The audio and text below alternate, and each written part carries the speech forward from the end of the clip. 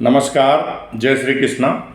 दर्शकों, आज मैं गंडमूल नक्षत्र अश्लेषा के बारे में जानकारी देता हूं कि यदि किसी जातक का जन्म अश्लेषा नक्षत्र में होता है तो उसके क्या परिणाम होते हैं। क्योंकि ये गंडमूल नक्षत्र है, तो गंडमूल नक्षत्र में जन्म लेने पर जातक की पूजा शांति कराना उत्तम माना जाता है। एक नक्षत्र में 4 चरण होते हैं और चारों चरण का अलग अलग जो है सो प्रभाव होता है। तो अगर यदि अश्लेषा नक्षत्र के प्रथम चरण में जन्म हुआ है तो जातक की पूजा शांति कराने से शुभ माना जाता है। यानी कि आप जन्म के ठीक 27वें दिन अश्लेषा नक्षत्र में उसकी पूजा शांति करा देते हैं तो वह शुभ होता है, उससे कोई दिक्कत नहीं होती है। दूसरे चरण में धन ऐश्वर्य हानि होती है, इसलिए आवश्यक होता है कि पूजा शांति कराना चाहिए। क्योंकि अगर दूसरे चरण में भी जन्म हुआ है तो धन और ऐश्वर्य की हानि होती है, यानी व्यक्ति मान सम्मान पाते पाते रह जाता है। एक पद पोजीशन मिलते मिलते नहीं मिल पाती है, जिसकी वजह से हताश और निराश होता है।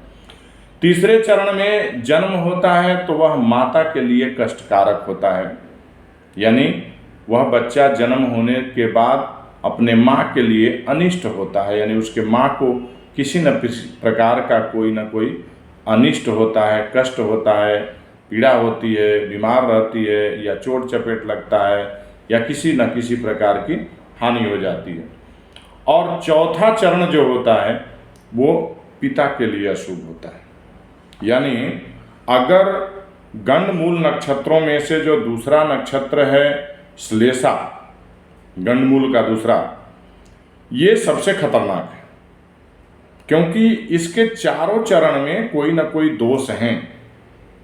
पहला स्वयं के लिए, दूसरा धन ऐश्वर्य के लिए हानि, तीसरा माता के लिए और चौथा पिता के लिए। यानी कि चारों चरण ही इसके शुभ नहीं हैं।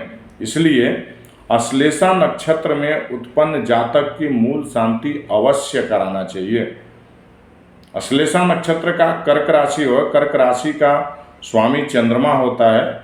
जातक देखने में सुंदर और सम्मानजनक स्थिति प्राप्त करने वाला होता है, अपने जीवन में धन ऐश्वर्य प्राप्त करने वाला होता है, लेकिन गंडमूल दोष के कारण उसको तरह तरह की समस्याओं का सामना करना पड़ता है। उसके वजह से उसके घर परिवार में भी अशांति रहती है। इसलिए ध्यान रखें कि जब भी अश्लेषा नक्षत्र में आपके बच्चे का जन्म होता है तो निश्चित तौर पे उसके ठीक 27वें दिन बाद जब यह अश्लेषा नक्षत्र आएगा तो उसी में आप किसी योग्य विद्वान से उसकी पूजा शांति अवश्य कराएं।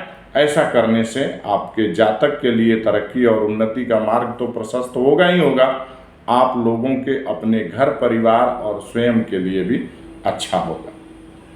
तो दर्शकों, मैं आशा करता हूं कि आप इसे फॉलो करें और ऐसा होने पर जरूर इसकी पूजा शांति कराएं। नमस्कार, जय श्री कृष्ण।